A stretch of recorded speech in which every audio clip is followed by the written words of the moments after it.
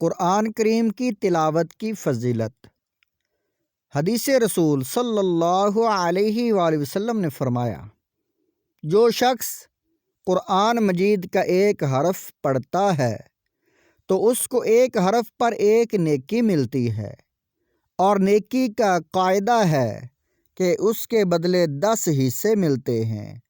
اور میں الف لام میم کو ایک حرف نہیں کہتا، بلکہ الف ایک حرف ہے، لام ایک حرف اور میم ایک حرف ہے۔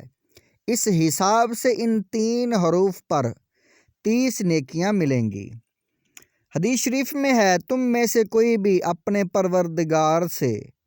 جس وقت بھی گفتگو کرنا چاہے تو اسے چاہیے کہ قرآن مجید پڑھے،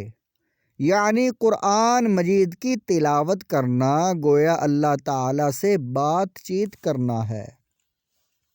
لوگوں میں زیادہ مالدار وہ ہیں جو قرآن کے اٹھانے والے ہیں، یعنی وہ لوگ کہ جن کے سینہ میں اللہ تعالیٰ نے قرآن کو رکھا ہے۔ حضرت حسن بصری رحمۃ اللہ تعالیٰ سے روایت ہے کہ ایک شخص حضرت عمر رضی اللہ تعالیٰ عنہ کے دروازے پر بہت آتا تھا۔ حضرت عمر رضی اللہ تعالیٰ عنہ نے اس سے کہا کہ جاؤ اللہ تعالیٰ کی کتاب پڑھو۔ وہ چلا گیا اور پھر نہیں آیا۔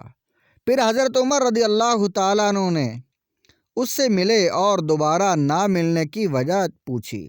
تو اس نے جواب میں عرض کیا کہ میں نے اللہ تعالیٰ کی کتاب میں وہ چیز پا لی جس نے مجھے عمر کے دروازے سے بے نیاز اور بے پرواہ کر دیا۔ یعنی قرآن مجید میں ایسی آیت مل گئی جس کی برکت سے میری نظر مخلوق سے ہٹ گئی اور اللہ تعالیٰ پر بھروسہ ہو گیا۔ تمہارے پاس دنیا کی ضرورت لے کر آتا تھا، اب آ کر کیا کروں؟ غالباً اس سے مراد اس قسم کے مضامین ہوں گے جو اس آیت میں مذکور ہیں، یعنی تمہاری روزی آسمان ہی میں ہے، اور جس چیز کا تم وعدہ کیے گئے ہو وہ بھی آسمان میں ہی ہے، یعنی تمہاری روزی وغیرہ سب کاموں کا بندوبست تمہارے ہی دربار سے ہوتا ہے، پھر دوسری طرف متوجہ ہونے سے کیا فائدہ۔ حدیث شریف میں ہے، تم میں سے بہتر وہ لوگ ہیں جنہوں نے قرآن مجید پڑھا اور قرآن پڑھایا۔ حدیث شریف میں ہے، جس نے قرآن پڑھایا اور اس کے احکام پر عمل کیا، اس کے والدین کو قیامت کے دن ایسے تاج پہنائے جائیں گے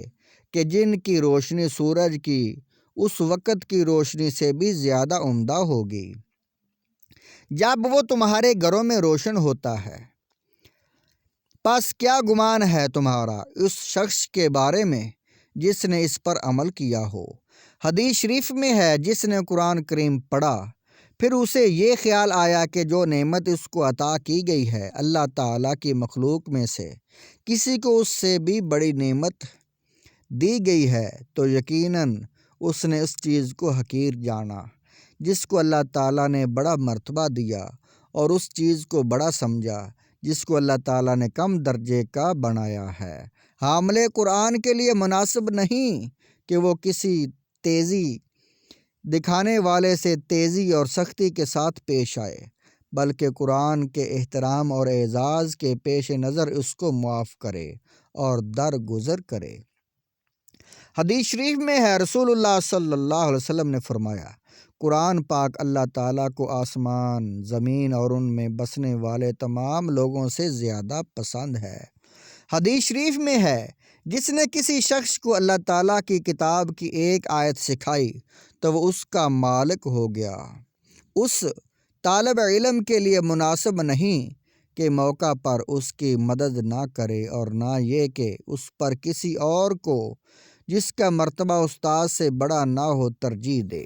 اگر کسی طالب علم نے ایسا کیا تو اس نے اسلام کے حلقوں میں سے ایک حلقے کو توڑ دیا۔ حدیث شریف میں ہے، رسول اللہ صلی اللہ علیہ وسلم نے فرمایا، جس شخص نے ہمارے بڑے کا احترام نہ کیا اور ہمارے چھوٹے پر شفقت نہ کی اور ہمارے عالم کے حق کو نہیں پہنچانا، وہ میری امت سے نہیں، یعنی ایسا شخص ہمارا امتی کہلانے کا مستحق نہیں، اس کا ایمان کمزور ہے۔ حدیث شریف میں ہے جس شخص نے قرآن کریم پڑھا،